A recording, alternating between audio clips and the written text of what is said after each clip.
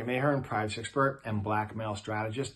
I'm going to talk about breaking free of a long-term bi-married blackmail scam.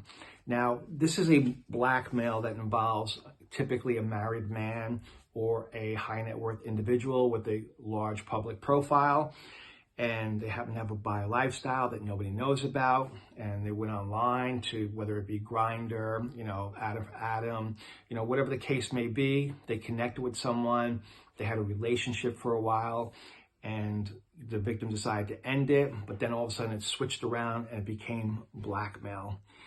Now, victims are reluctant to just combat this blackmail because they figure if they pay a little bit here, the person will go away, or if they pay a little bit there, the person will back off for a while. But the reality is, when you pay a blackmailer, they just come back for more. That's just the structure and the nature of blackmail. And paying doesn't solve your problem. You really need to work to get the person out of your life.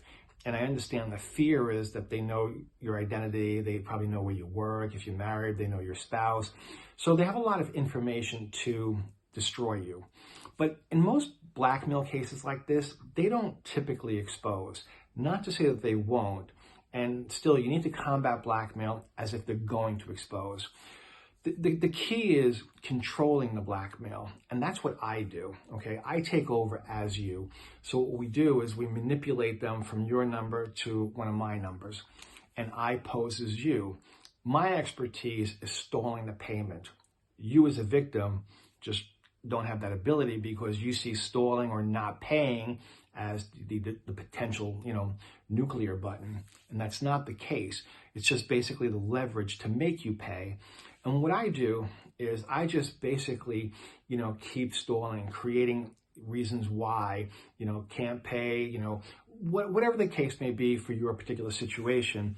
But I run the steam out of it. I put the blackmail in a situation where they don't know how to get paid, meaning they've threatened so much, they just can't get me to agree to the payment. Most blackmailers at some point will just go away because they realize they got enough, it's not working anymore, and it's time to move on. Now, when I say most, I'm talking like 99%.